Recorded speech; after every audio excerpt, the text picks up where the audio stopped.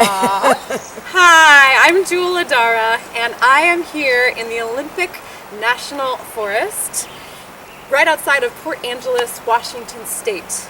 And I am a participant this week at the Sacred Sound School Intensive with my dear teacher and mentor, Vickie Dodd. And I am having such an amazing time. We are in one of the most beautiful forests I have ever seen in my life, and we are working with sound and body, and we are talking to trees and listening to trees and just learning so much about ourselves and our own process, our voices, and also our relationship to one another and to the world. And I could just go on. And I just want to say, getting a little verklempt here. How honored I am and how lucky I feel to be with you. Oh my goodness. Here. And I just want to share you with folks out there and share a little bit about this retreat, which is actually hard to put into words because I believe that sound takes us to a place beyond words, which is the point of it. But sometimes it's useful to take that and endeavor to put it into words. So, with that in mind, what can you share with us? What is your intention for bringing people to this beautiful place? And what is it that you really want to share with folks out there? Well, I feel like coming here to the peninsula, this forest here, is one of the greatest gifts I can give to most people because, as we've talked about, it's such a user-friendly place. We're not going like this with all the mosquitoes there's not and bugs. Lots of bugs here. So I bring people here because I want us to be able to start truly resting into nature, trusting nature, and knowing that we are this nature, that this is our DNA, this is our nervous system. But if I can't rest into it, I may not know that. It's more of an intellectual. Now, when you look around here, if you could see, audience, if you could see, there are many people right now at a tree, leaning against it, laying on the ground, and they're comfortable. There's not any poisonous snakes or any poisonous plants. So that's one of the reasons. But also, this was my first teacher. The plant kingdom was my first teacher. The plant kingdom was the first language that I understood as an infant, as a child. And that's what I'm wanting people to remember. Because for years people have asked me, what is that language you're speaking? And so you actually heard an audible language coming from the plants? Yes, I had a relationship. More than heard, I had a relationship. And so I'm very interested in having us be able to have relationship with that which is nature. Not just, oh, I love that tree, which is wonderful, but how to listen to the tree. I want the tree to tell me something. The tree doesn't really need to know a lot about what I know. I don't think. It's been around, its beingness has been around longer than this body. I'm wanting to be able to, I guess that's it, be in relationship, Joe. It's like when I'm working with a person with their body, I'm wanting us to be able to be in relationship with that which it is that we're wanting to sound, not a technique. I have very little interest in learning techniques, teaching techniques, outside of it being a doorway into the unknown. I'm more wanting us to be able to come to a place of not knowing. Right? So I don't teach this is the sound for this center, this is the sound for this organ. Not that they are not true or couldn't be true, but I'm really more interested in what is the sound of that organ for you today, especially if I'm going to be an accurate practitioner. And I'm coming from being a body worker now for close on to 50 years. And so I came to sound from the time I was in the womb.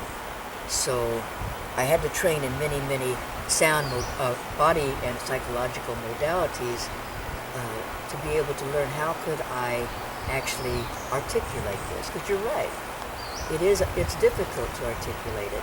And so I was so grateful